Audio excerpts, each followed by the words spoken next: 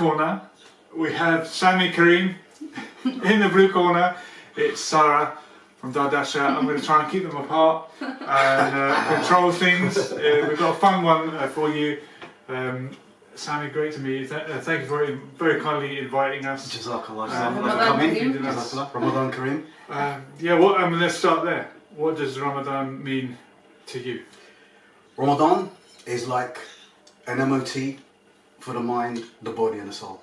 So for me, Ramadan is a time where you strengthen your deen, spiritually, mentally and physically as well. What about all those gym guys that say, oh, I can't do it, I'll lose all my gains, I'll lose all my strength? Stop for Allah, that's all I can say.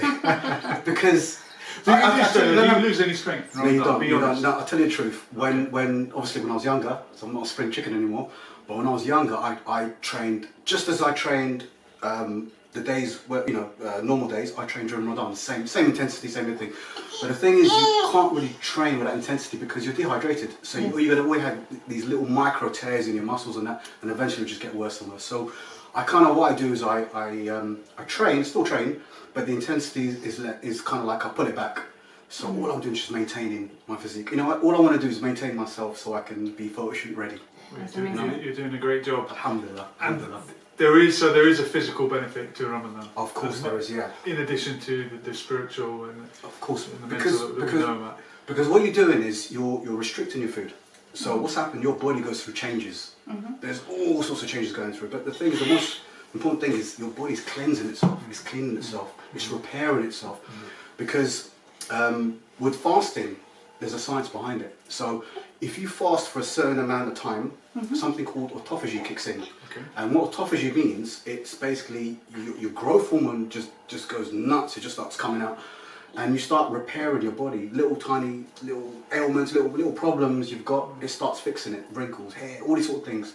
But that's autophagy. Now autophagy, you need to fast for, like they say, 30 plus hours. But it does kick in small, you still get the benefits of fasting. But obviously, like I've done double fasts where I've fasted for like 45 hours and then I'll train. Wow. And I'll do that sort of like once every 3 weeks. Through Ramadan, most women spend it in the kitchen. Of course, yeah. So this is where you need to find the balance. And to do the workout, some people struggle to leave just before iftar. Correct. And that's the recommended time to do your workout, isn't it? Well, the thing is, this is a misconception here, because you don't have to go to a gym and work out. You don't have to go anywhere to work out.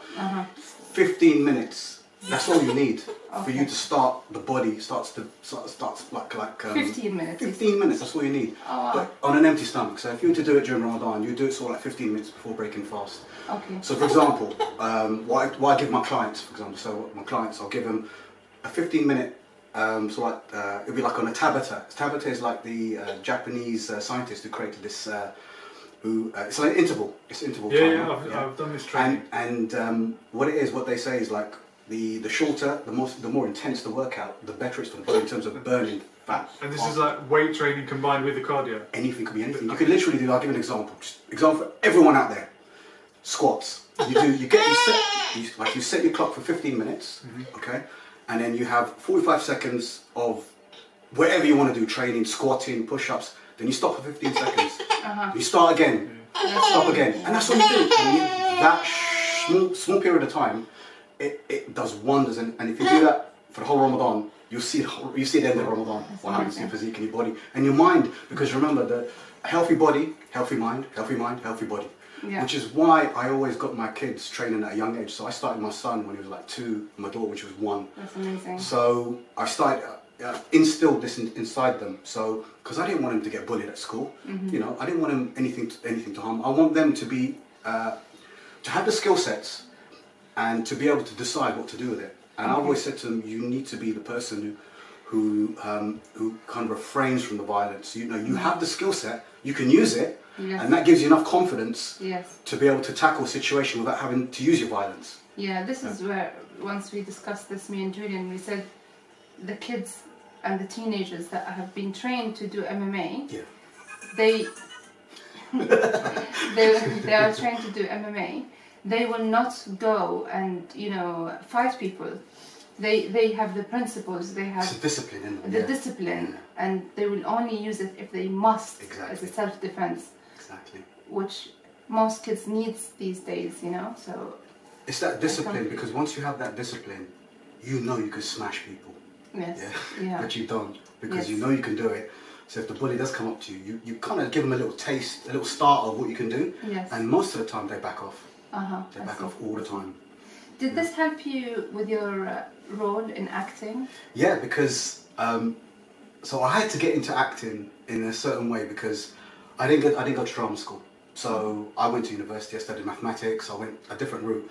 And the thing is, I've always wanted to be an actor, because I saw my dad on television when I was 11. I saw, actually, when I saw him earlier, probably like 9, 10, but when I was 11 he took us on set to 1984.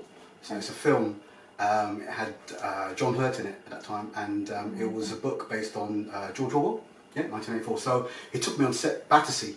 And for me, it was like an eye-opener. I just seen, like, you know, you see the food truck, you see the actors coming in out of taxis and that.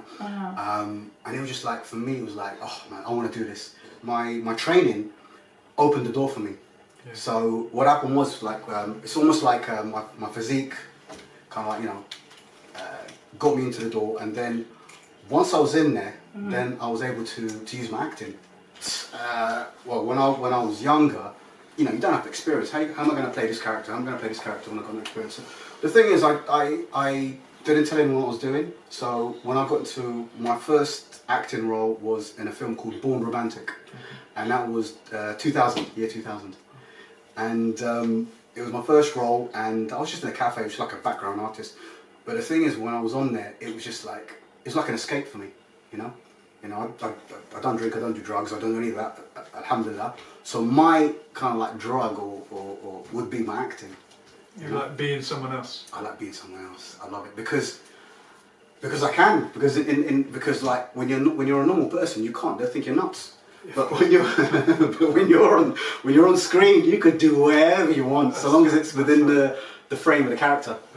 What about any performances on stage? I got asked, oh, can you host the show? Can you be the MC? And I thought, no, I don't want to do that. I'm an actor. I just want to step up. I'm thinking, well, hold a minute, this is another side, you know. And the good thing is, I'm not shy.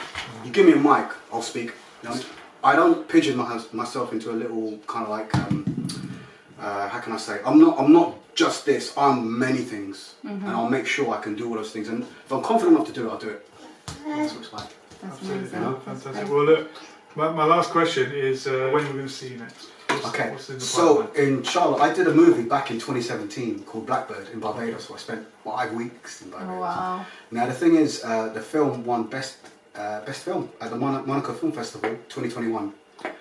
Best actor, Michael Flatley. Michael Flatley directed it, wrote it, produced it, and was in it as the main character.